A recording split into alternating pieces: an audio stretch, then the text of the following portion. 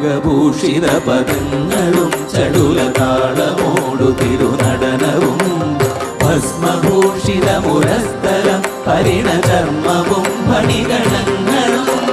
വാസുകി പരിവിശോഭിതം വിമലവക്ഷസുംഭവഭയാവഹം ചന്ദ്രശേഖര തെളിഞ്ഞു കാണണം അന്തികേ മമ സദാശിവ നീലകണ്ഠതപനീലകണ്ഠവുമതിൽ കുളഞ്ഞുര ഹിമാലയും ഭൂവിശോഭ വഴിയും കരങ്ങളിൽ കമടമാരവകളും തുടി ശൂലപാണേ